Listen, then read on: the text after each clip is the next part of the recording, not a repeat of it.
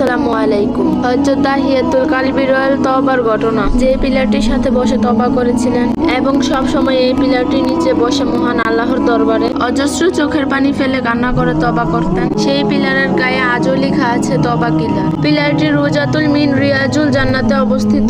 ইহা রাসূল পাক সাল্লাল্লাহু আলাইহি সাল্লাম মেহরাব থেকে ৩-৪ হাত সামনে।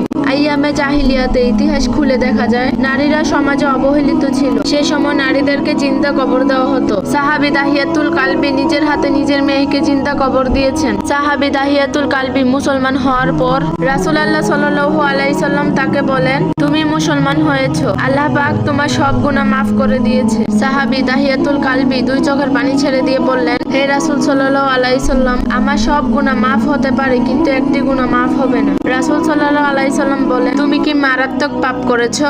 এবার সাহাবী দাহিয়াতুল কালবি রুদন করে কাঁদতেছেন। ঝর্ণার মতন গাল বেয়ে বেয়ে পানি পড়ে যাচ্ছে। চোখের পানিগুলো ছেড়ে দিয়ে এতিমের মতো কাঁদে আর বলেন, হে আল্লাহ রাসূল সাল্লাল্লাহু আলাইহি সাল্লাম, আমি যখন সফরে যাই তখন আমার স্ত্রী গর্ভবতী ছিল। আমি যাওয়ার সময় বলে গেলাম যদি আমার মেয়ে সন্তান হয় তাকে জিন্দা কবর দিয়ে দিবে, কিন্তু আমার স্ত্রী সন্তানের মায়ায় বড় করে তুলেন। আমি সফর থেকে 4 বছর পর বাড়ি এসে দেখি একটি মেয়ে আমাকে আব্বু আব্বু বলে ডাকছে। আমার স্ত্রীকে জিজ্ঞাসা করলাম, কে এই মেয়ে?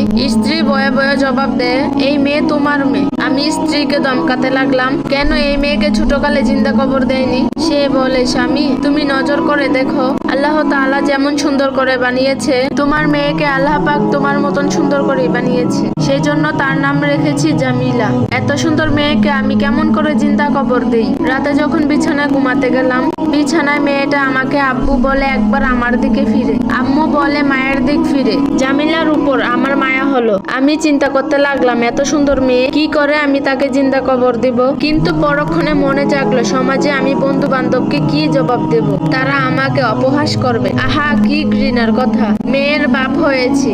তখন মনে মনে সিদ্ধান্ত নিলাম, আগামীকাল সকালে আমি পাহাড়ের কিনারায় গর্ত করে মেয়েকে জিন্দা কবর দিব। সকালে উঠে আমার স্ত্রীকে বললাম, জামিলাকে গোসল করে কিছু খাওয়াই দাও। জামিলাকে নিয়ে আমি বেড়াতে যাব। আমার স্ত্রী মেয়েকে গোসল করায়, নতুন জামা পরিয়ে দেয় এবং জনমের মতো 2 লুকমা খাবার খাইয়ে দেয়। আমি মেয়েকে নিয়ে রওনা হলাম। হে রাসূলুল্লাহ, আমি বহু দূরে গিয়ে পাহাড়ের পাশে গর্ত খুঁড়তে লাগলাম। গর্ত খোঁড়ার সময় মাটির ছোট ছোট টুকরা আমার দাড়ির উপর লেগে যায়। আমার জামিলা আমার পাশে দাঁড়াইয়া নিজের হাতে দাড়িগুলা সাফ করে আর বারবার বলে, বাবা এটা কিসের গর্ত?